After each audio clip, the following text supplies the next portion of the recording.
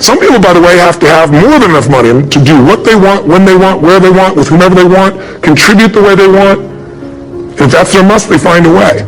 I know that sounds overly simplistic, but it's true. Somebody once said you can take all the money in the world out of the hands of everybody, out of all the wealthy people in the world who are really successful, give it to other people. It wouldn't take too long, those people would have it back in their hands. It's not because they're manipulative, it's because they have a standard. Some are manipulative, don't get me wrong, but they got a standard of what they're going to find a way to make happen. I'm just simply saying to you, take those 3 magic words and live them. Raise your standard. And if you really want to do it, then I'll tell you the most important secret. Have you ever done this? Have you ever told yourself you're raising your standard? Okay, I'm going to go make this happen. I'm going to go make this much money. I'm going to transform my kids. I'm going to create the ultimate relationship in my life. I'm going to transform my body, whatever it is. And then you don't have strong enough reasons and you don't use it. You don't follow through. It's because you didn't back up your standards with what makes those standards real, and that's rituals. Rituals are where the power is. Whenever we do our Robbins results coaching, we say Robbins equals results, the way we get results from people, it's the same way if you listen to my Ultimate Edge program, or back in the old days, Personal Power, or if you went to one of my seminars. You know what I do is I take these huge challenges you got and we break them down into little bite-sized steps. Little things you do each day that after you do them, you get so much momentum that it's easy to succeed. You're not overwhelmed.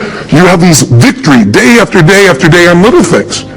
If you went to Ultimate Edge, I'm sure you learned about the hour of power, or the 15 minutes to be able to be fulfilled, or 30 minutes to thrive, where you literally just condition your body and emotion with a couple little rituals. So it doesn't matter what's going on in your world. You feel that strength, and it's not fake. It's not some pump up. It's coming from inside you, and it works. Rituals define us. Now, we're looking at so many great people, but we're looking for the people that have the mental, emotional fitness, the chemistry, the psychology, to be able, no matter what they face, to turn around. And that shows up more than your CV does, that's for sure. That shows up a hell of a lot more than telling us what you can do. It's feeling who you are. And so I think that's what you're going to experience in this event, and I really look forward to serving you, and I'm glad you're coming. And for anybody else who's dealing with this, listen, I know it feels overwhelming, but my grandfather created Yogi Bear and the Flintstones. He was one of the original writers from Bozo the Clown, and he was a really amazing man. But I can tell you that there were stages where he lost his jobs, and one of those turned out to be the best.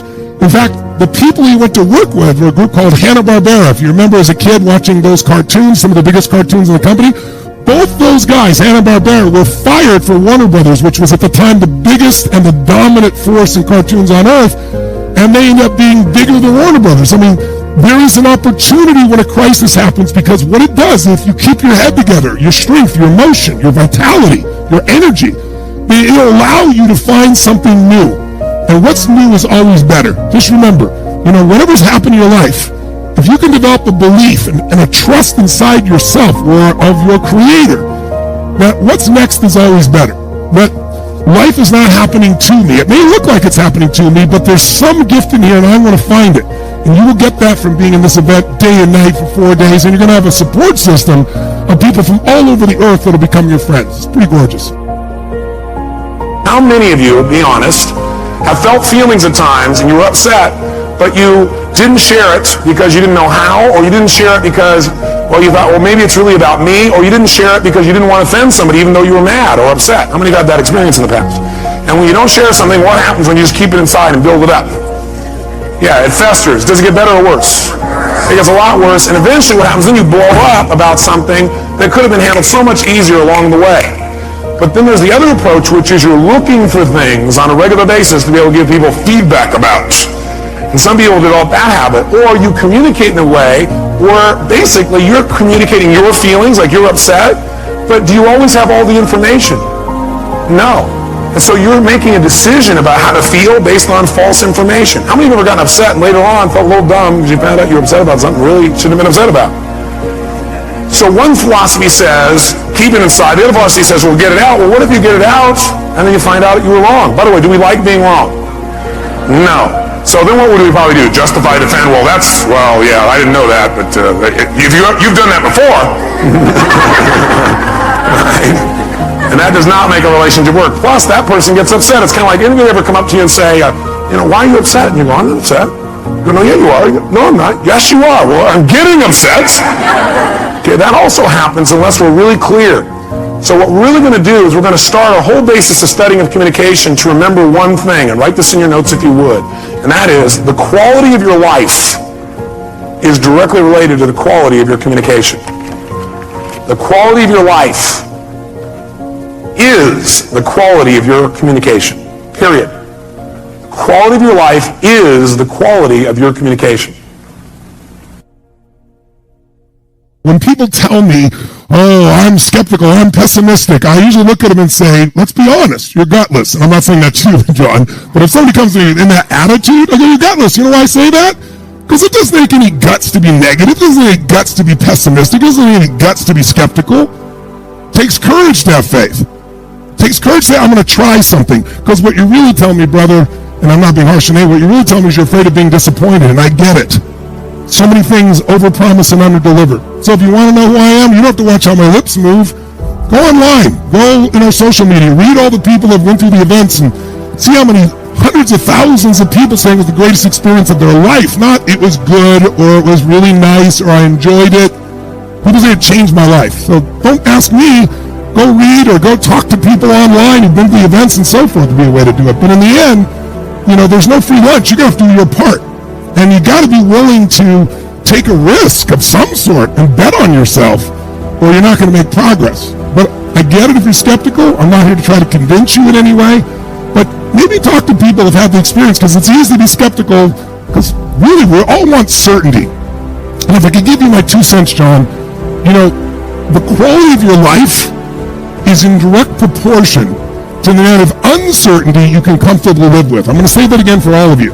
Sounds really simplistic, but it's pretty profound in terms of when you understand what it really means. The quality of our lives is in direct proportion to the amount of uncertainty we can comfortably live with. See, if you have to be certain about everything every moment, you can't do squat. And if you're going to be alive, you got to grow, and you can't grow unless you're facing things where there's uncertainty. Whatever it takes, something's going to make you laugh, smile, something's going to tease yourself, but something's going to move you to another level. If you identify yourself in a new way and you own that every day, and that becomes the standard of how you live, you'll find the way to make that standard real. Money's the same way.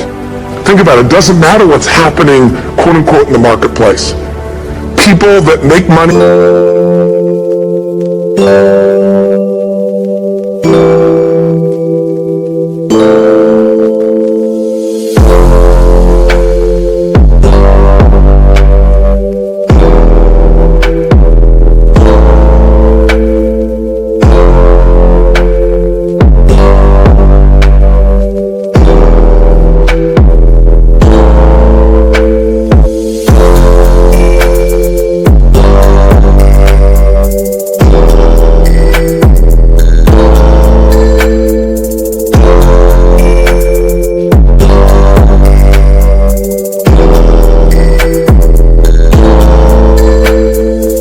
find a way to make money no matter what, don't they? I mean, most people's standard is to pay their bills. So that's what most people find a way to do, even when economic times get tough. Most people, if that's their absolute standard, they find a way. Some people's standard is pay their bills most of the time. And so most of the time they do. Some people's standard is not just to pay their bills, but to take care of their family and maybe even some of their friends. And they find a way. In fact, some people may be in a family where they don't have enough money. They barely have money to pay their bills. They work their guts out. And then somebody, their mother, their father, somebody else, their sister gets ill, and there's not enough money to take care of it. Nobody else has money in the family. They don't either, but they find a way to get that money to take care of their mother or father, don't they? And pay their bills. They never could do it before. Why? The situation made them raise their own standard. And not everybody does that. Somebody else in the family might have money and still not take care of their mother. It all comes down to the inner game, my friends. Changing your life is a change in the inner game. The outside world you can't control, but you have absolute...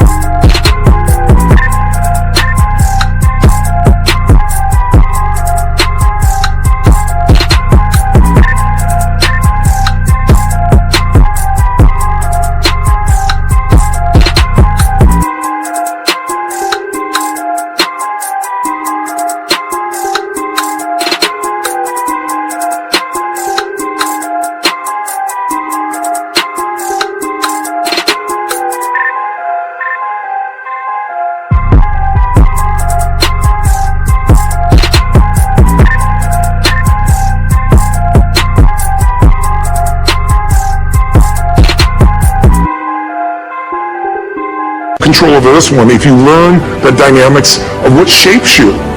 And identity is one of those simple, clear, fundamental basics that if you start to shift it, everything else will shift in your life as well. What are you playing this game for? What's your passion? What's your drive? What's your purpose? What's your purpose for playing this game? Why are you doing what you're doing? If y'all gonna be great on that field, you gotta have a why. You gotta have a reason for why you do what you do.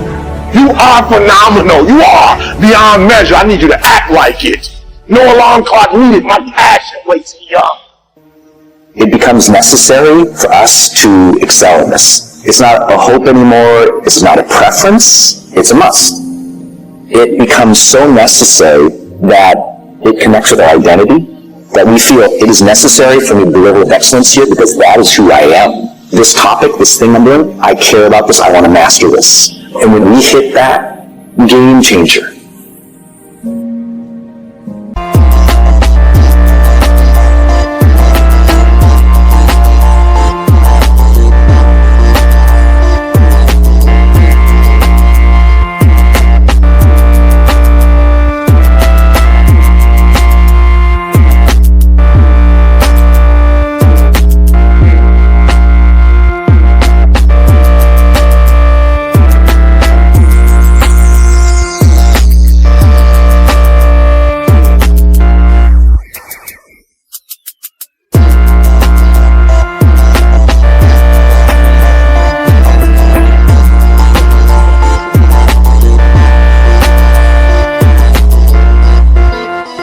We all have two people.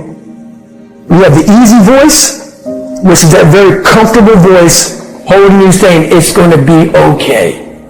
Doesn't care how good you are, just loves you. Just loves you no matter how messed up you are in life. That's that voice that we all love.